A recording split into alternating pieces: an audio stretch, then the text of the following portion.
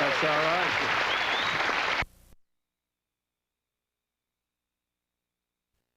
And my favorite Chinese bartender, Teddy Wang, is there. Teddy, look at that.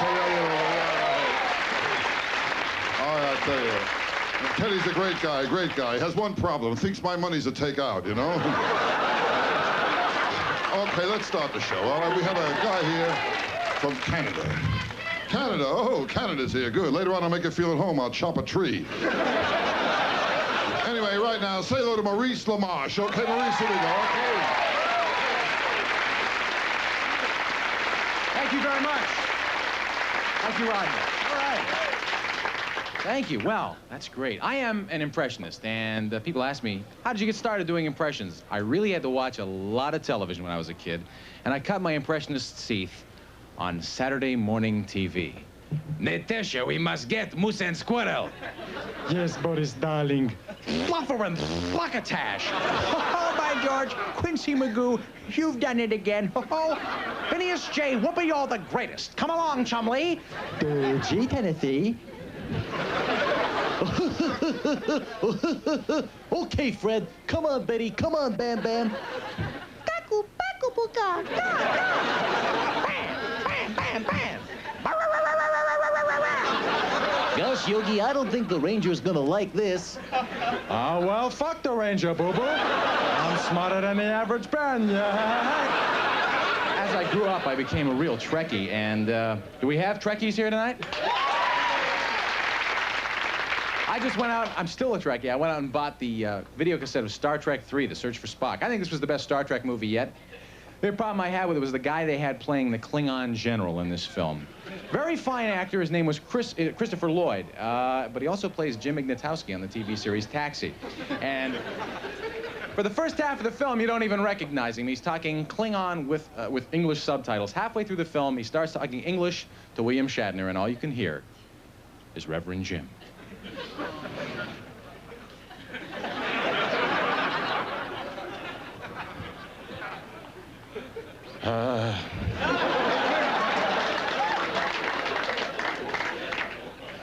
Admiral Kirk.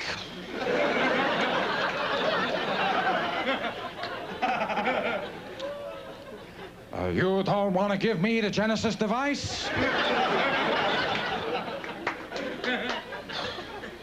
Okie doke.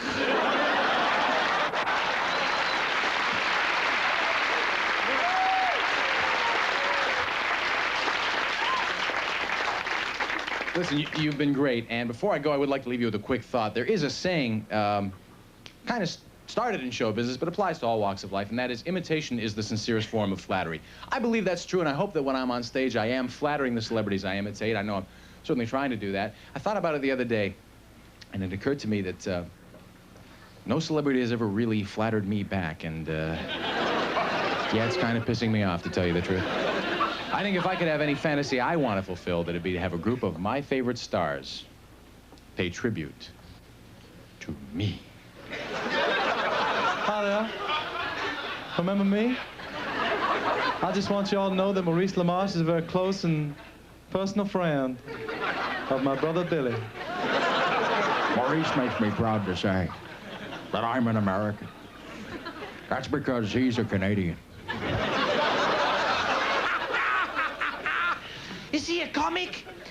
Jesus, I forgot. I just thought he was doing great with you. Thank you.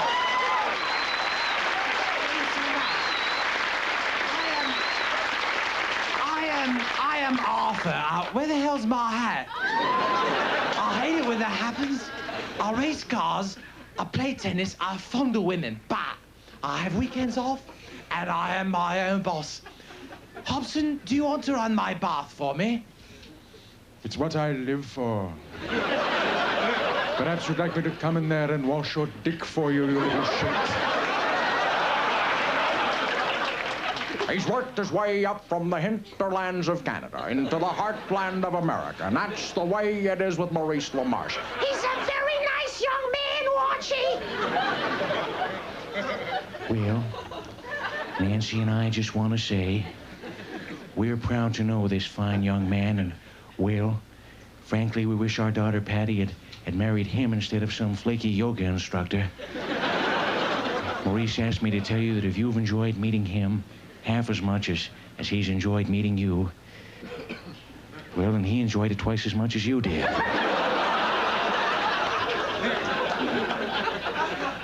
Meet Maurice Lamarche, an impressionist who's lost control of both his vocal cords and his mind. You don't know it yet, but you've just passed through Maurice Lamarche's own personal Twilight Zone. Thank you very much. You've been great. Good night, ladies and gentlemen.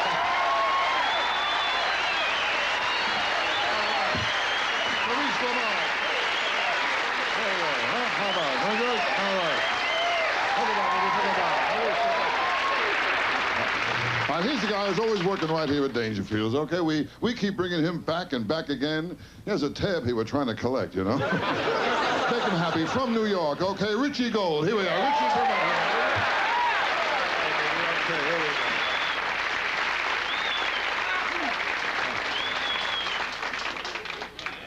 So how's everybody doing? All right, okay. It's good to be here. I gotta tell you something, you know, I haven't always been a comedian. At one time, I taught in the New York City school system.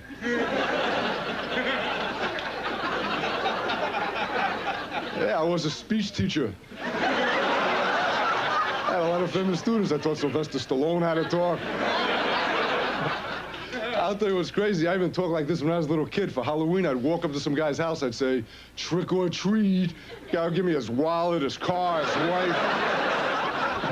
When I was a kid, I always wanted to get on those kiddie TV shows. Remember shows like Captain Kangaroo, Howdy Doody? Remember the Howdy Doody show? When I was a kid, I sent away for tickets for the Howdy Doody show. I'm going this Sunday. Not just an average kid growing up. I was average in school. Listen to what I heard, though. I heard kids graduating high school these days, especially city kids, are far below the national average in terms of their reading and math skills. That's because they're given a test. It's called the California Achievement Test. And city kids are flunking this test because there's questions on it like, if Biff wakes up at 5 o'clock in the morning and carries a 50-pound surfboard to the beach while eating a health food salad, if he catches a wave going 40 miles an hour, how long will it take him to get back home? See, city kids cannot relate to this. You have to give city kids questions like, if Tyrone gets home at 5 o'clock in the morning, after breaking into a health food store, if he can run 10 miles an hour in front of a police car going 20 miles an hour, how many years in attic will he get?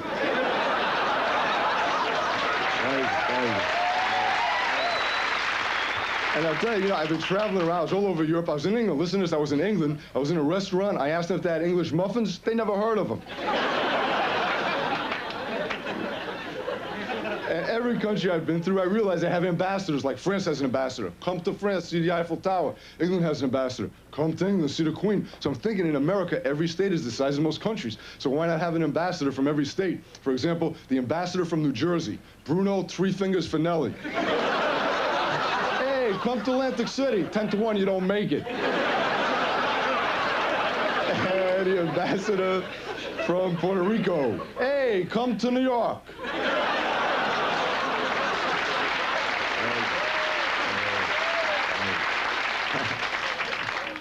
And I gotta tell you something, whenever I'm traveling around, I end up staying in hotels. And I like staying in hotels. I got a nice room, got a TV, and it seems like every time I put on a TV lately, they got jeans commercials. Jeans from all over the world. Jeans from Spain, from Italy, from England. Jeans I have, they're from France. They're called No Touche. That's for people with no tushy.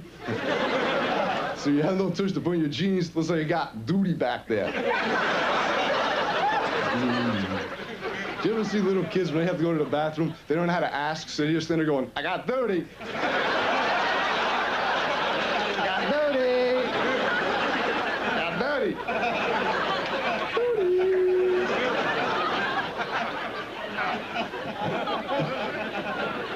Wouldn't that be great night around? You're working in the office, you have to go to the bathroom, you go, excuse me, boss, I gotta leave the office for a minute. Why? Got dirty.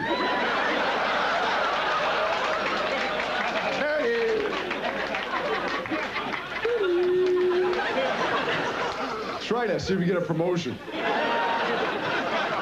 I'll tell you my all-time favorite commercials for Star-Kissed Tuna, where his little cartoon fish comes out and he goes, hey, tell him Charlie sent you.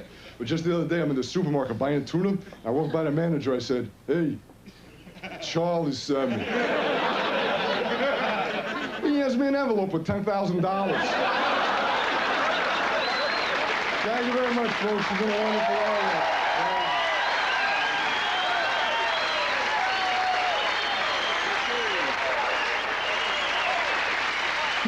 Richie goes. And now what I want to do, please, no pictures, all right? I don't want to be seen here. I want to bring on now a very talented guy, a guy who's worked for some of the most famous bistros in the country. No, I'm just kidding around. I'm getting nuts now. It's getting late, you know what I mean? You know how it is when you're born in a truck. All right, here we go. Our next performer is a very talented guy. A little weird, though. A little weird, I'll tell you that. I said to him, how should I introduce you? He said, who gives a shit? He's my kind of guy. Okay, Bob Nelson, bring him on. Okay, Bobby, here we are now.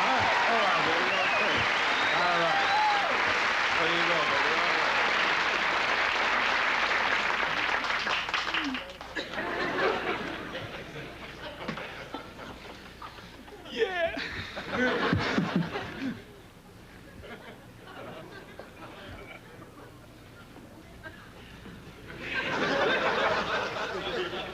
How you doing, babe? What's your sign? I'm feces. My friends call me number 2. You know, you are the most beautiful woman I have ever seen in my entire life. I'm sorry. I didn't mean to say that. I don't know you that well. That was very forward of me. I'm very drunk. You can be very ugly. I can't tell.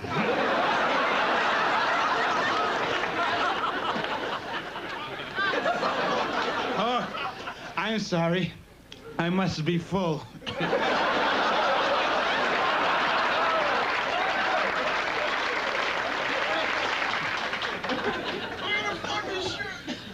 Do you like football? Yeah. Good. Yeah. Okay, hold on a second. Let me show you this. This is great.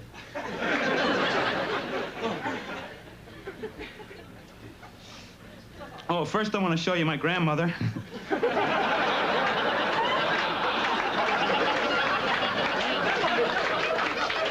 A lot of people get upset when I do that, but if you saw my grandmother, you'd say, that's her.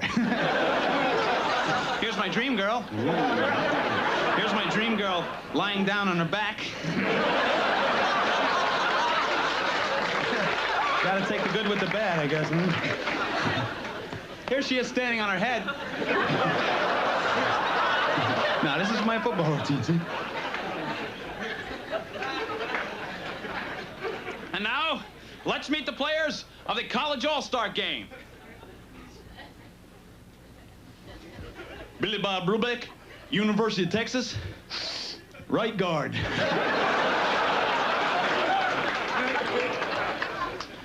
Tom.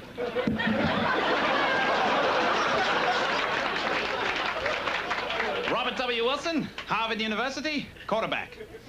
Hi, Muffy. Number 72. Oh, shit, 27. Tony Cappuccino, Brooklyn University, and oh, fuck.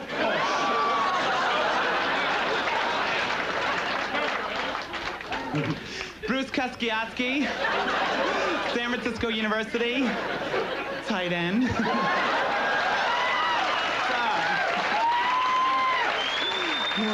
Really? Next year, I hope to be a wide receiver.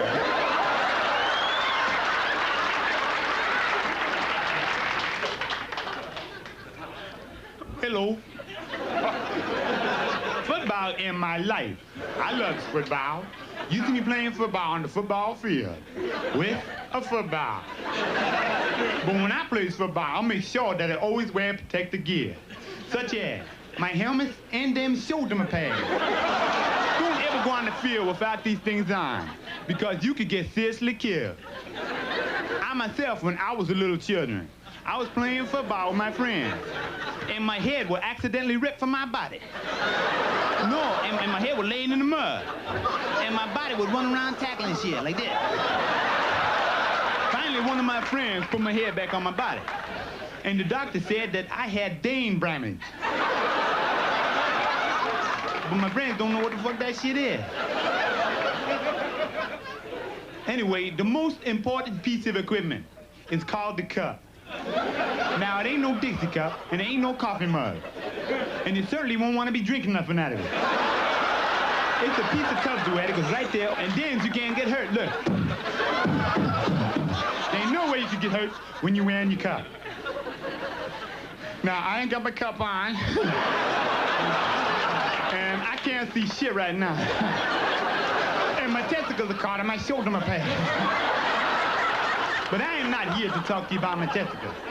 I am here to talk to you about the United Way. The United Way is the best candy bar you can buy. Oh, Milky Way. The United... No. You can fly anywhere in the United States for $175 on the round trip. No, that's United Kingdom. Mutual Omaha. The United Kingdom will fly you to the Milky Way for half price. You see, I don't really know what the United Way is. This producer said, do the commercial real quick. I said, I don't know what it is. But I do know what UNICEF is. UNICEF is the Halloween disease with the milk container car and kids come around trick for UNICEF. Now, no, seriously, you people probably don't know. No, listen to me, man. You people probably don't know what a UNICEF is. I do. I've seen them. It looks like a unicorn. But it ain't no unicorn. It's a UNICEF. It's a man with a Willie Johnson sticking up top of his head like that. I'm serious, man. This is where the term dick face and piss head comes from. These UNICEFs all over the world. And they need your money. They need your money desperately to buy hats. So give to UNICEF. Or you could give to the United Negro College Fund. I give to the United Negro College Fund because the mind is a terrible thing. And it must be stopped in our lifetime before it kills somebody. You know, I've been playing football all my life. If I did not play football, I would not be playing football today. This has been an announcement from the MFL. The NFL. The National Football League. Thank you very much. Thank you.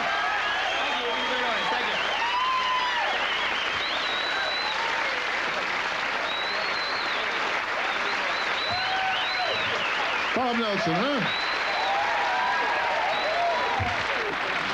I'll tell you about now, I think it's the right time for a lovely lady, you know? In fact, any time's the right time for a lovely lady. Say hello to a lovely lady and a very funny lady, Miss Rita Rudner. How about it? Okay, Rita, here you are. All right,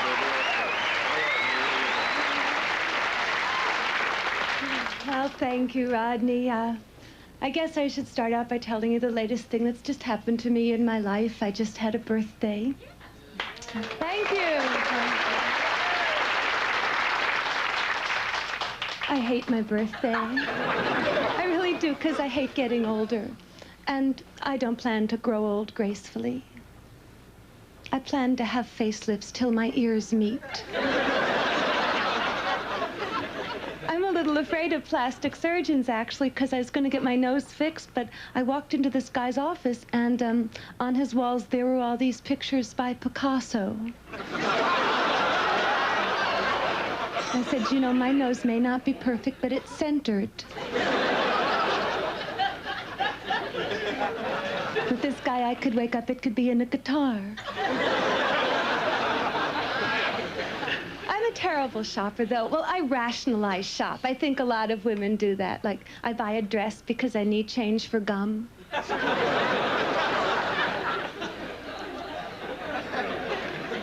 Shoe salesmen are my least favorite people in stores because they always lie. And they always have the same lie. They always say, buy these shoes.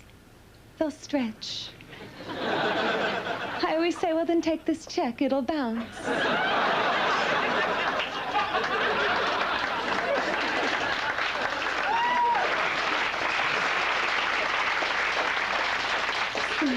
Saleswomen always hold up dresses that are so ugly. And they always say the same thing, too. This looks much better on. On what? On fire? I don't like giving little kids presents. You know why? Because they don't know how to lie yet and say they like it.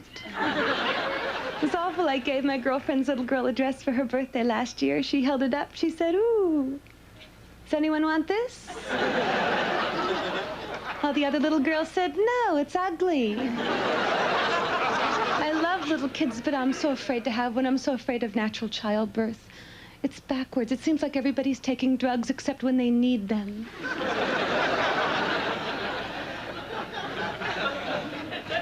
This is true. They're trying to put warning labels on liquor now that say, caution, alcohol can be dangerous to pregnant women. I think that's ironic. If it wasn't for alcohol, most women wouldn't even be that way.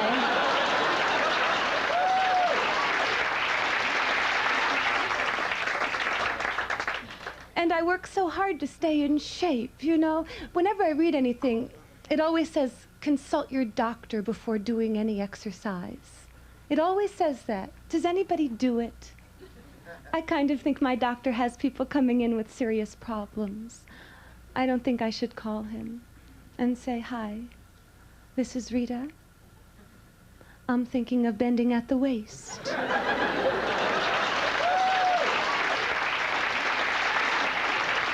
I play tennis with some people I met in group therapy. Yeah, we play mixed-up doubles.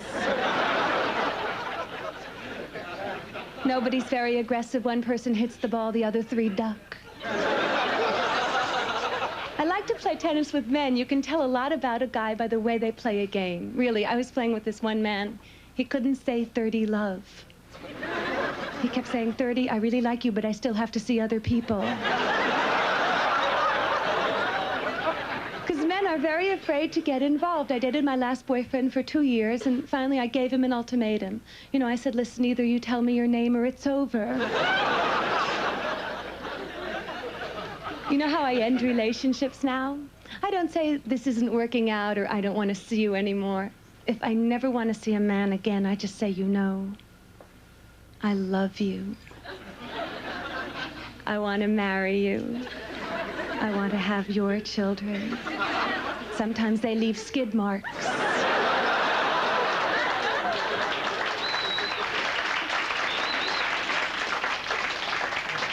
I don't understand why men are afraid to get involved, really, because men don't live well by themselves. They don't even live like people. They live like bears with furniture. It's true. I used to go over to my old boyfriend's cave. It had a nice dirt floor. Nothing on the walls. Well, except for some food. I can't describe the bathroom, too, because it was just too disgusting. But I'll try. All I have to say about men and bathrooms is that, well, they're not real specific. Seems if they hit something, they're happy. Thank you very much. Good night.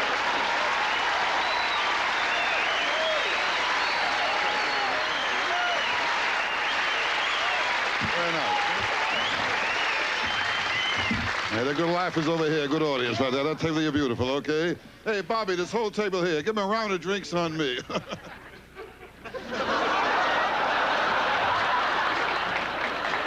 We have our next fella coming on here, okay? How can I describe him?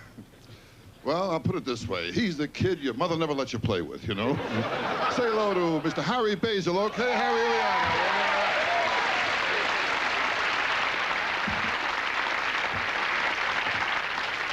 Thank you very much, ladies and gentlemen. Thank you. Tonight, I would like to start off by telling you all a wonderful story. A story of a young boy who soon became a powerful man. The story of a young boy who soon became a king. All due to the magical powers of a sword. This, the mighty sword Excalibur. Behold! I hold in my hands this mighty sword Excalibur.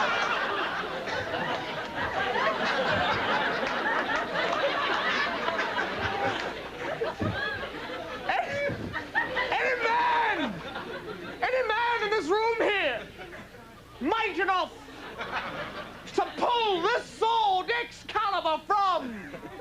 What's your name, lady? Nikki? Yeah. Any man here might enough to pull pull the sword from Nicky's groin. Shall henceforth be king of all England. Close your legs, Nicky. And soon this young boy named Arthur stumbled upon Nicky's naive groin.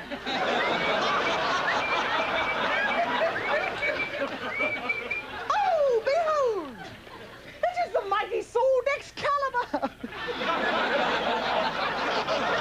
Vibrating within Nicky's groin. Hold it still.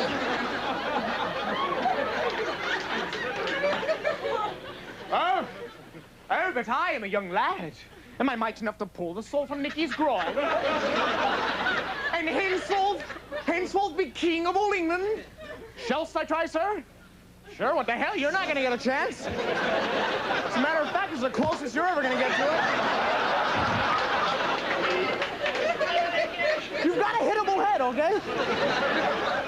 And as young Arthur tried, all the men in the village laughed at him. Laughed, men, laughed. Even Nicky giggled a little. And young Arthur pulled. He pulled with all his might.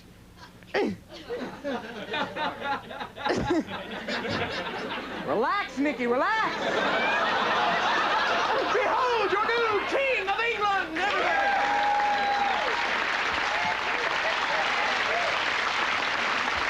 Well, that concludes the sword and Nicky groin portion of my show, ladies and gentlemen. And does anybody here at all have an unlit cigarette I could use, please? Just throw it up here.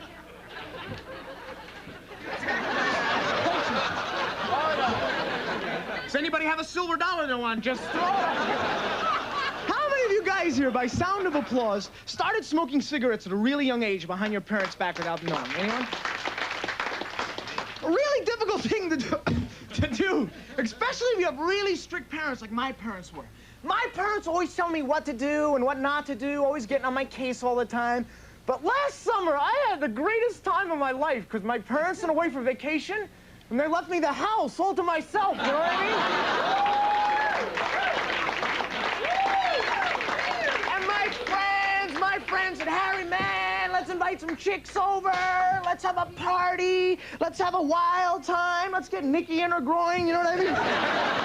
But I was scared because my parents have a lot of valuable things. I mean, my father left his brand new Porsche for me to watch, and my mother's got this glass egg she's always bitching about. But you know, ladies and gentlemen,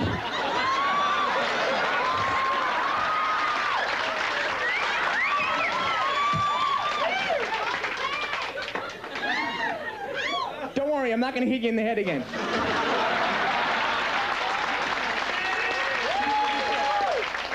But you know, I learned an important lesson that summer. I'm young. There's lots of things in life I need to experience. And sometimes in life, you just gotta say, what the fuck? You know what I mean?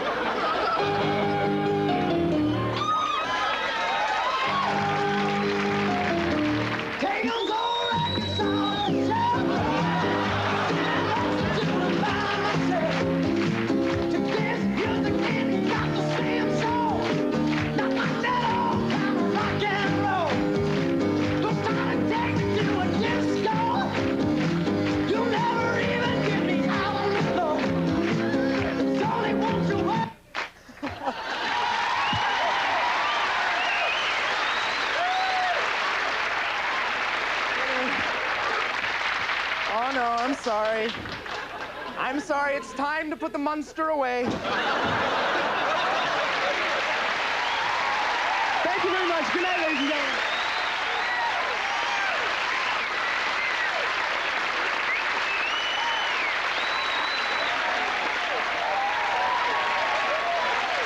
Harry Basil. Very nice, very nice. I'll tell you, comedy, huh? Comedy, it's in my blood. I wish it was in my act. Our next comedian is from Russia. How do you like that, huh? This guy came here 7 years ago, couldn't speak a word of English. Today he speaks 12 words. All Spanish. Say hello to Yakov Smirnoff. Okay, here we are. Great guy. Okay. All right, baby. All right. Hi. Hi. My name is Yakov Smirnoff. I am comedian from Russia. Thank you very much. I want to explain you what happened to that airplane. I am actually from Russia. I was born there, grew up there, worked as a comedian out there. What surprises me, American people don't know we have comedy in Russia. We have comedians. They're there. They're dead. They're there. It's very hard to do comedy in Soviet Union. You have to write out all your material, and you send it to Department of Jokes. I'm not making this up. They send it back to you censored. You have to stay with the script. You cannot improvise. If someone heckles you from the audience, you can't say, like, your mother wears army boots. Because she probably does. And she will hurt you. Good thing about doing comedy in Russia, you have captured audience. They're not going anywhere.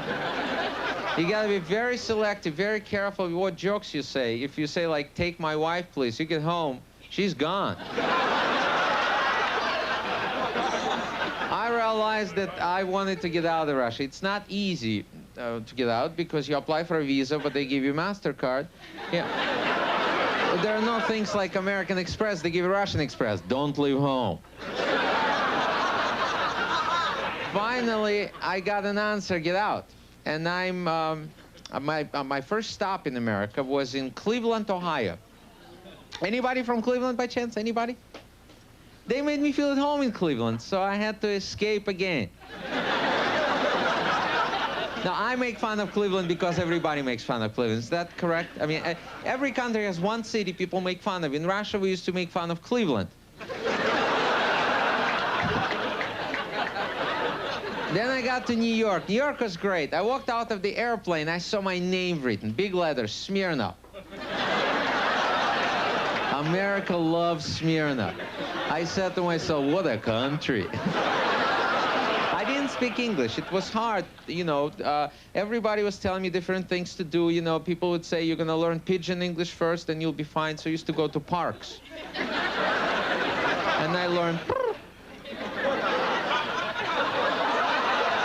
Then I learned how to crop on windshields. A friend of mine said, I quit smoking cold turkey. Whatever makes you happy. What do you smoke now, ham? I was reading newspaper. The ad in the paper said, big sale last week. Now, why advertise? I already missed it. They're just rubbing it in. Another ad in the paper said, we guarantee our furniture and we stand behind it for 6 months. That's the reason I left Soviet Union. I don't want people behind my furniture. I was in Nashville, Tennessee. That screwed me up completely. Those people check your hearing constantly. You come back, you hear. I heard it. I was working there in Nashville, and the club owner was a very nice guy, kind of a little weird, showed me around Nashville, showed me his farm. And he played practical joke on me. He let me milk his bull. Now, I learned something. You milk this animal once, you have a friend for life. He was following me around, going, you come back, you hear? It's amazing. Certain things, I mean, but it's great to be in this country. You have freedoms, you know, you can say anything you want, you can do whatever you want. Certain freedoms I had no idea about. I walked in the store, first time, I saw this box. It says, New Freedom. And I said to myself, what a country. Freedom in a box. I bought 15 of them. If any of you need some, I still have it. I had no idea what those things were. I bought Super Maxi. I figured I should get as much freedom as possible. And I would write letters to my friends in Russia. I would put those things in envelope. I figured they should enjoy some freedom too. Then I read it says sanitary napkins. I would put those things on the tables. I thought those are good napkins. They were expensive. And people would go, yeah. But nobody would want to tell me what those things are. People don't like to talk about this. I thought they're like knee pads. Then I thought they're like headbands. Here I am wearing this stuff in the gym. People coming over going, you look good. What the hell are you wearing? I don't do it anymore. I buy Stay Free. Thank you very much. You've been wonderful. Thank you.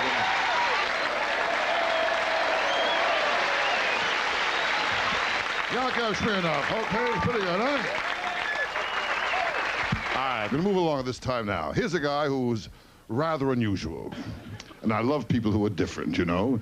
When I say rather unusual, you know what I mean when you meet him, okay? We all love him here. Let's have a nice, warm reception for Sam Kinison, okay? Here we are, Sammy. All right, baby, here you are. Baby, I love you, I love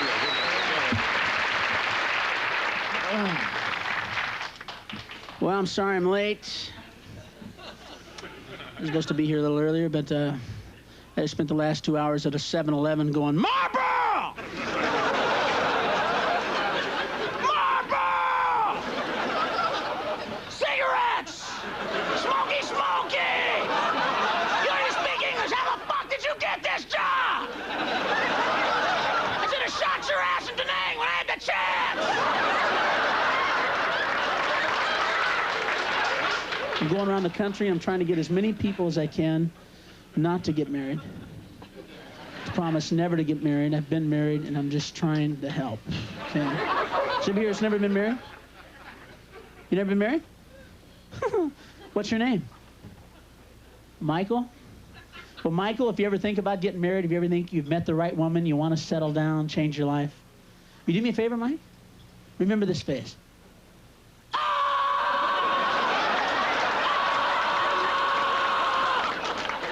Because if you get married, Mike, that's going to be your fucking face every day.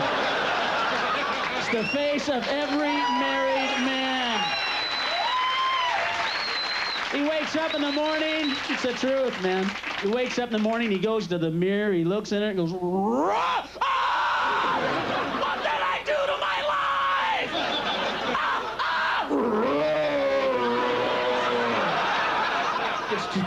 It's true, folks. Well, there's one good thing about marriage. I don't want to put the whole institution down. There's one good thing about marriage. Best thing about marriage is that these are connected. They don't come on. Because if they did, your wife would take it as soon as you got married. She'd go, you're married now. You won't be needing that. I'll just take care of that for you, okay? Now, if you want this, it'll be in my purse or in the refrigerator. What? You're going out of town with your friends? You can just leave that here. Oh, it's true. You'd see all these guys on the phone going, hello, guys. Yeah, listen, I got to cancel out. I can't make it. No, I'm not going to be able to go. She's got my dick! No, she won't give it to me. I talked to her all day. Yeah, she got the spare, too. Well, she's upset. I tried to sneak out of the house with this morning, and I was halfway out the driveway. She come running out of the house, and I had to give it to her right there in the street. Well, okay, I'll ask her. Hold on. Honey, it's the guys. No, they just called to say that they're all taking theirs. Well, no, I just gonna take mine because I didn't want to stand out. You know, everybody's taking theirs. Okay. She said no fucking way. Yeah, she said no way the dick stays here. Yeah. Do me a favor, if you guys see me working on the yard and stuff and around the house next week, you do me a favor? Do you love me? You do me a favor? Kill me. Kill me, strangle me, shoot me, run me over. Whatever it takes, I'm in hell!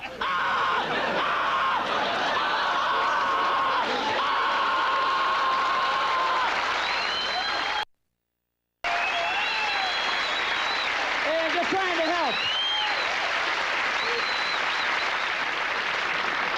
like I said, I'm just trying to help. I'm trying to just do whatever I can for people. Like the World Hunger thing, the USA for Africa. Isn't that great? You guys hear the song? Nice song, isn't it? Beautiful. I'm like anybody else on the planet. I'm very moved by world hunger. I see the same commercials. Those little kids starving and very depressed. And I watch these things on TV and I see those commercials and I look at it and I go, God, how cruel, you know? To see a little kid out there and I go, fuck, you know, I know the film crew could give this kid a sandwich.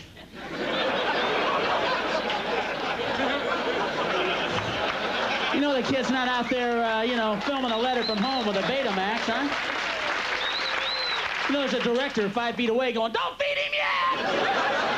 Get that sandwich out of here! It doesn't work unless he looks hot!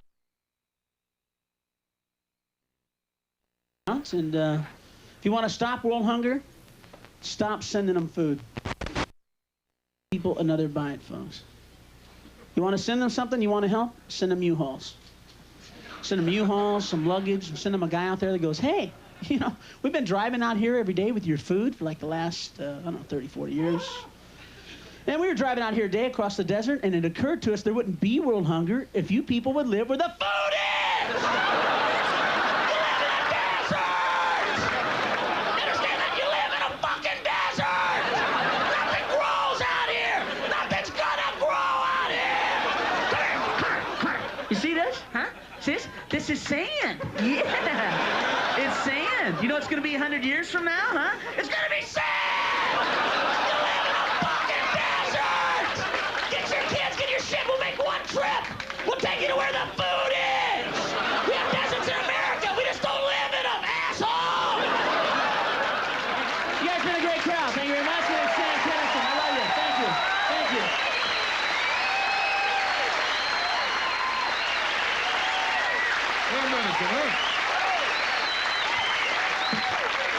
A lot of funny guys all over the place here. What can I do? Oh, by the way, I want to apologize for the inconvenience tonight. There's no man in the men's room, you know. Yeah, the guy in the men's room quit. He couldn't stand the smoke from the kitchen. Oh, yeah, here's a guy now.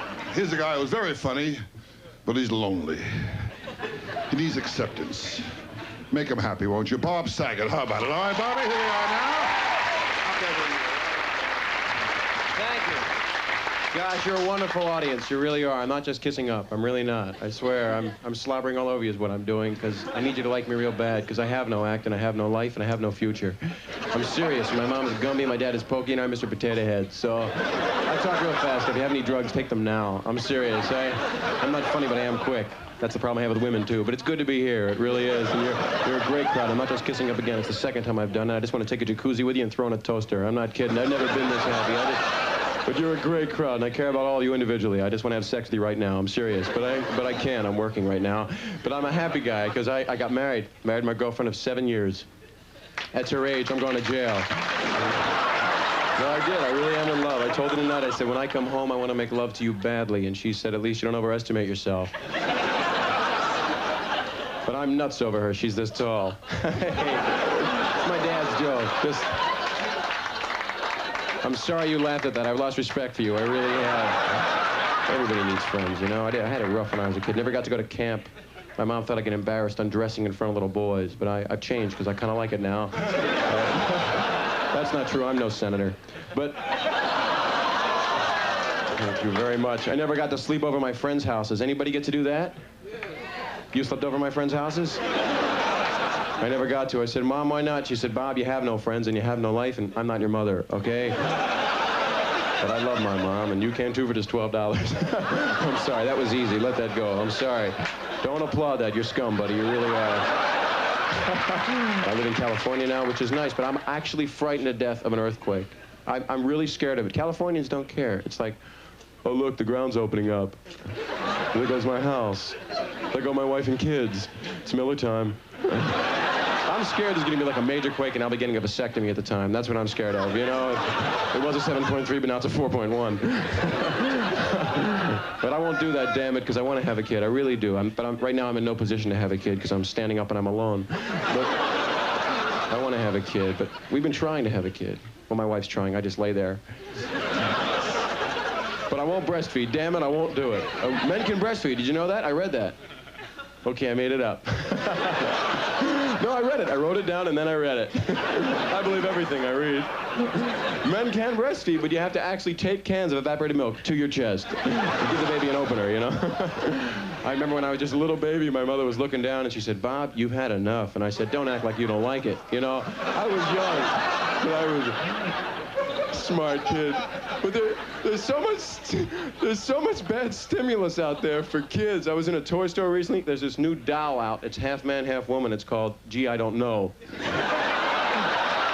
You've been real nice. I had a good time. Thank you very much. Thank you. Bob Saget, huh? All right. Very good, Bob. Very good, baby. I tell you, it pays to be good. It don't pay much, but it pays. I know. Okay, here we are. Here's a guy I saw 5 years ago in Minneapolis. He was working at a little comedy club there. And I said to myself, here's a guy you got to watch. In fact, you can't miss him, okay? Give him a big round of applause. Louie Anderson, okay, Louie.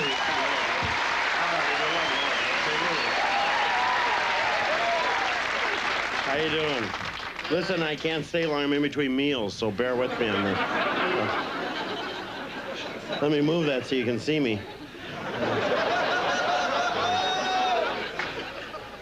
Yeah, I live out in California where there are only 3 fat people. It's on 8-hour shifts, so it works out. I tried to get in that California living. I tried the beach life. Every time I'd lay down, people would push me back into the water. Hurry up, he's dying. I was harpooned 6 times. And the bums down at the beach always coming up to me. "Hey, buddy, could you help me out with a sandwich?" "Well, sure, where is it?"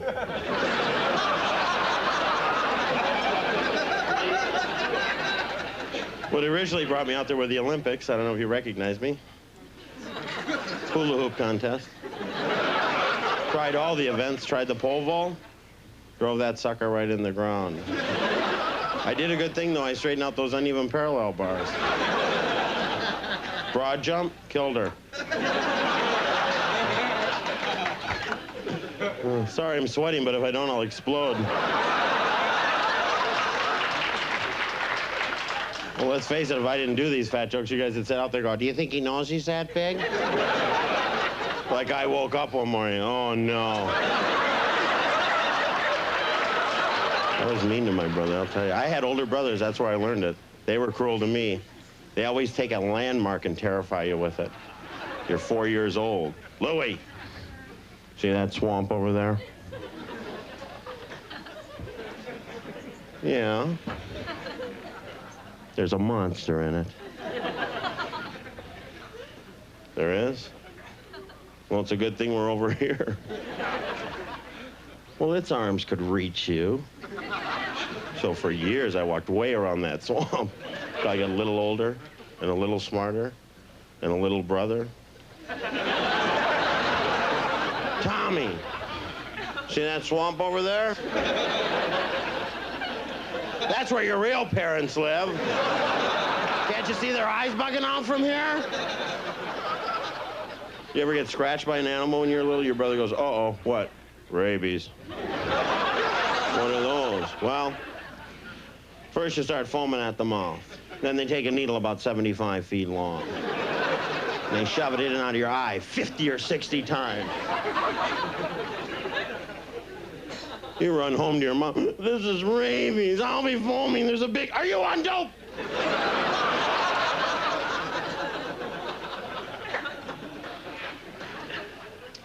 Yeah, brothers are great like that. I also have a brother who's crazy. A lot of people don't admit they have crazy people in their family, but they're coming from somewhere. There's a one couple in Minnesota having them all. Oh, good, another one.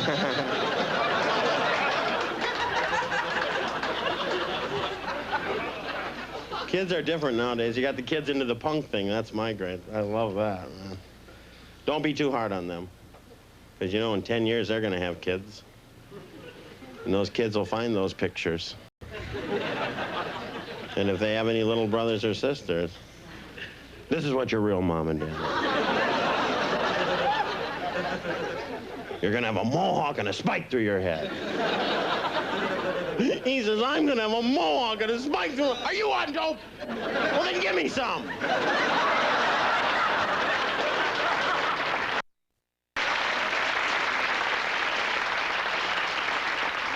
Thank you very much and good night. The